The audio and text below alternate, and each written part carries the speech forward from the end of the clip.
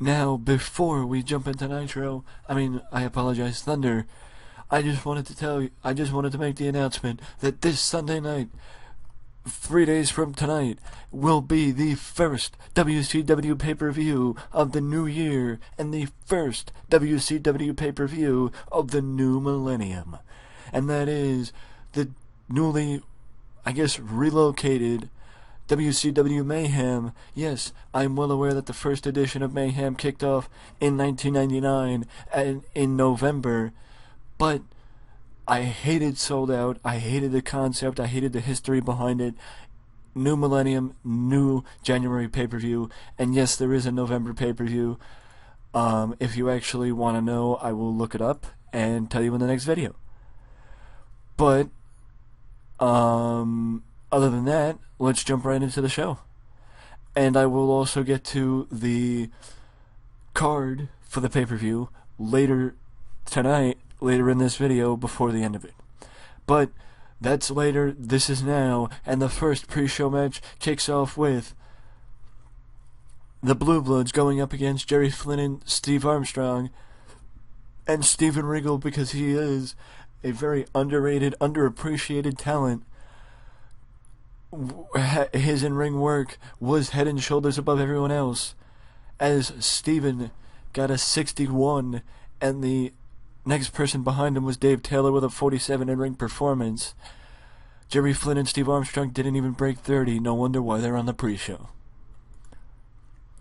Now we move forward, and it is Lash LaRue, yes, that's right, his name is Lash LaRue, against Low Key, and right around what I thought the match would get, a 31, because, well, in-ring Give me a moment. Okay, I found this on the web for set of 30. Sorry, my phone got possessed, I guess, is the best way that, when Siri just randomly turned on. That never happened before, but let's get back to the video. Because Lash LaRue is not very good in the ring. But how do you expect to get better in the ring if you're never given a match? And that's why LaRue got his match. Okay, let me give a little explanation behind this segment, or the explanation behind this segment. The Outsiders Jarrett and Steiner make their way out to the ring first, and these two talk about Flair, these two talk about these two. Because these two are feuding with these two, setting up a pay-per-view match between the Outsiders and the Harlem Heat. Ric Flair is facing Scott Steiner later tonight, and Jeff Jarrett has been feuding with Ric Flair over the last couple of weeks. So Jarrett talks about how people like Ric Flair are what's wrong with WCW, because it's people like him who don't want to let go, who should have retired a long time ago and moved on, and given up their spot to somebody who actually deserves it, like the Chosen One. And then Scott Steiner looks at Jeff and says, "Jeff, you got nothing to worry about, because I'm going to take care of Ric Flair tonight in the main event, and you will not have to worry about the Nature Boy." And Hall and Nash badmouth Booker T and Stevie Ray and insult the length of time that Booker T and Stevie Ray have been together as a tag team, because basically Booker T and Stevie Ray debuted back in WCW in 1993 and have been a tag team since 1993 and have not broken up outside of Stevie Ray getting injured and being off TV for a couple months, which allowed Booker T to become TV champion. Other than that, they really haven't been apart. So, he's insulting their legacy as a tag team and what they've meant to WCW basically saying that WCW history did not start until the NWO arrived, because we made WCW something other than the heaping piece of crap that it was before we got here. And then Flair and Booker and Stevie come out and trade words with the NWO, and Stevie Ray and Booker T just basically tell Hall and Nash that you think that WCW didn't mean anything until you guys got here? Well, we'll prove you wrong. We'll prove you dead wrong this Sunday when we get you in the ring.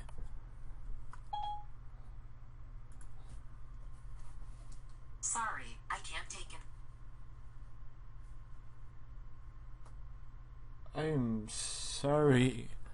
I really don't know why that keeps happening. I don't know if you guys can hear it or not, but Siri just keeps randomly reading what I'm saying. I don't know why, but she is.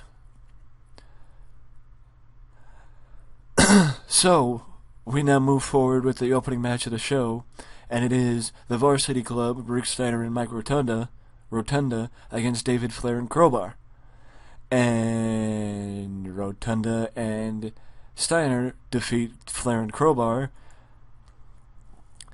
And then Kevin Sullivan gets in the ring and says, You heard Jeff Jarrett say earlier tonight that the problem with WCW is the veterans. Well, that's not the problem with WCW. The problem with WCW is the fact that these two guys, he points to Steiner and Rotunda, that these two guys don't have a match for the pay-per-view, yet they hold those tag team titles. That is what's wrong with WCW, because the people in charge don't know what real talent is or what real talent looks like. Even if it came up and bit him right on the ass. And that brings out Steven Regal and David Taylor. And Steve just asks, Kevin, are you making an open challenge? Are you making an open challenge for two people to step up and face Rotunda and Rick Steiner at the pay-per-view? Yes, I am. I am making an open challenge, Regal. What are you going to do about it? We accept your open challenge. So this means that the Blue Bloods will will team up against Steiner and Rotunda, the Varsity Club, in a tag team title match this Sunday, live on pay-per-view. Honestly, this segment was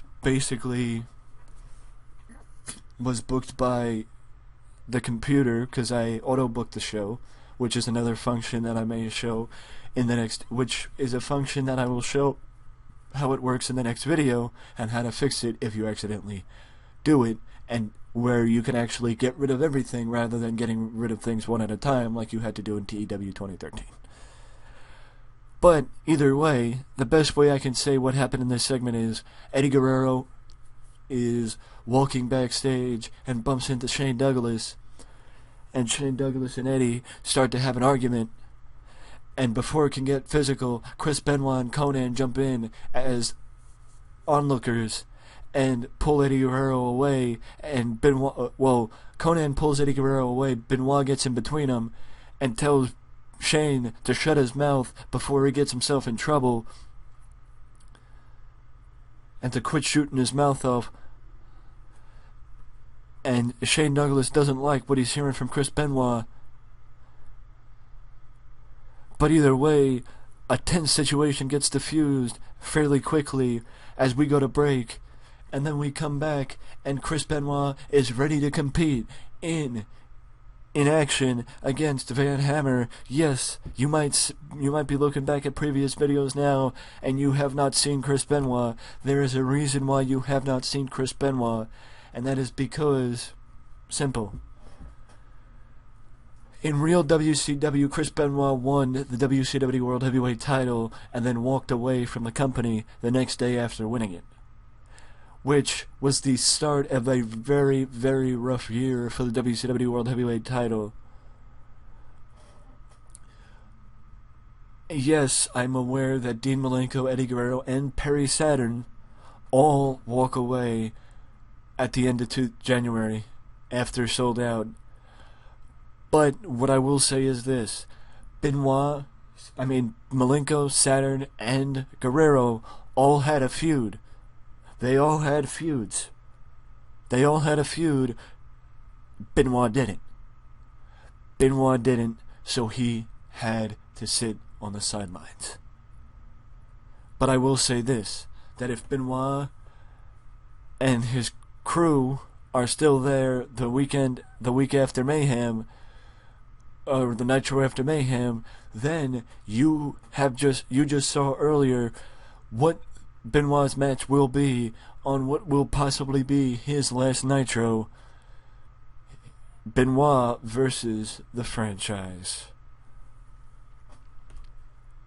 But either way, Benoit wins his first match of the year against Van Hammer in a solid back-and-forth match.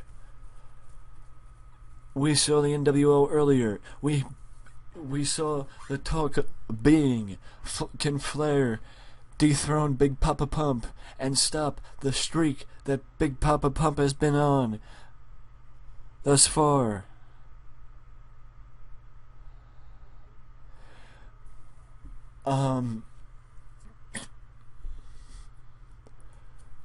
Really, what this segment is about is Randy Savage and Diamond Dallas arguing over who would get the first title shot against the new champion, and also who...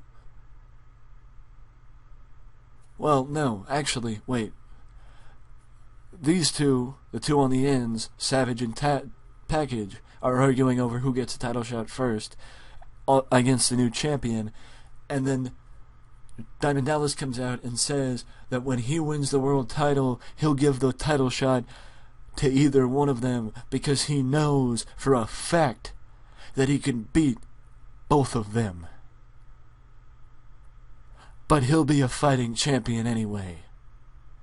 And this brings out Scott Steiner, who contests what Diamond Dallas says and says, "You may think up here that you're gonna win the WCW World Heavyweight title, Paige, but when I beat Ric Flair tonight, I'll be joining Jeff Jarrett in the triple threat match this Sunday for the world title, and I will make sure you are the one who I make pass out to the Steiner recliner and break your back.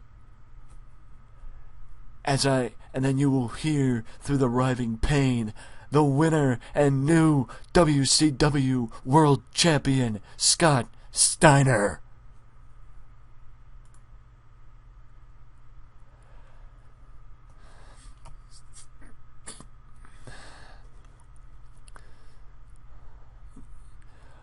Well, basically this segment leads to this match. Harlem Heat over the Revolution. Booker T led the charge with a 73 in-ring performance, leaps and bounds ahead of everyone else in the match, who got mid to low 60s. Yes, it may not be as good as I said it is, but Booker T is showing why he eventually did split from his brother and became a singles superstar for the WCW over the summer of 2000 into the fall and latter part of the year, and why he was one of the bigger stars of WCW when the company got bought in 2001. But either way, building up the Harlem Heat for their big match this Sunday against the Outsiders. This basically is just a heated confrontation or a stare down between the Outsiders and Harlem Heat, as following their match, when Harlem Heat is celebrating, you see Kevin Nash and Scott Hall come out on stage and just clapping, and they just start clapping for Harlem Heat in their victory, and Booker T and Stevie Ray both look at Hall and Nash and just point them out and say, Sunday, we're gonna kick your ass.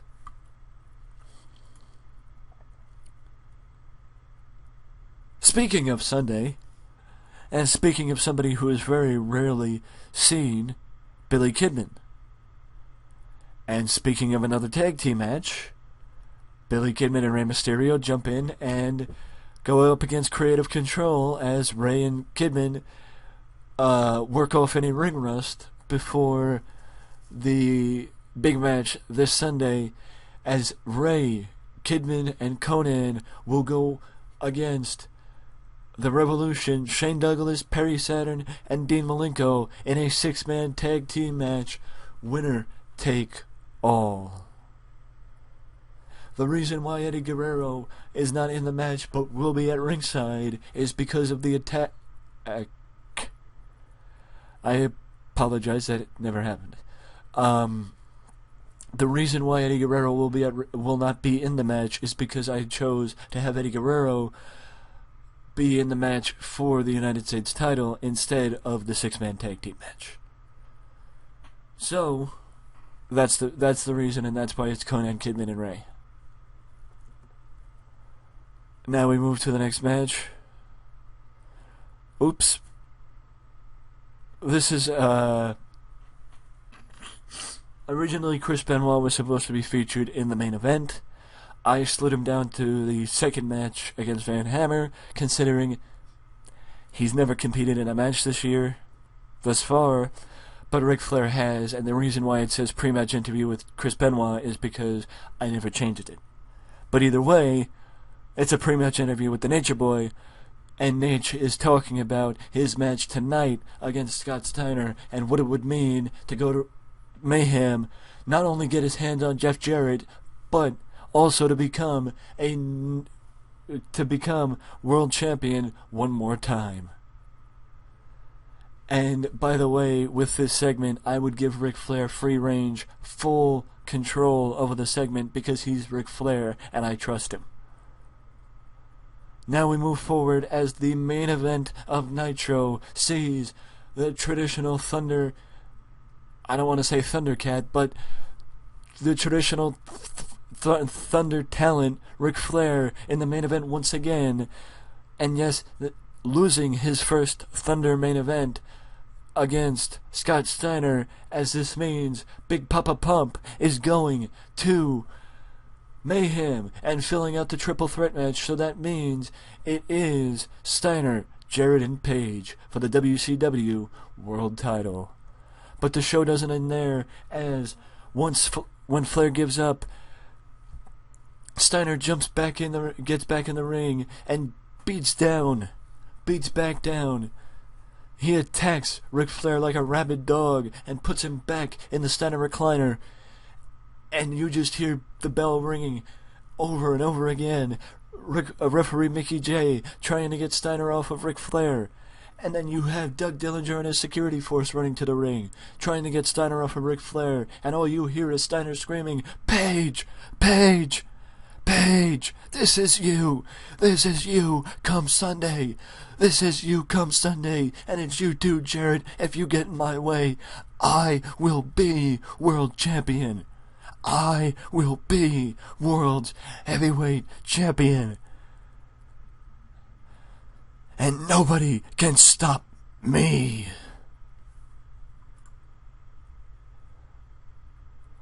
I mean, I gotta say, the show ends with Scott Steiner in my opinion, seeming like a ruthless son of a bitch, going into the pay-per-view and going into his match in the main event for the vacant WCW heavyweight title, which, by the way, will be awarded to the champion by the former champion who got the title vacated due to injury, the Hitman Bret Hart.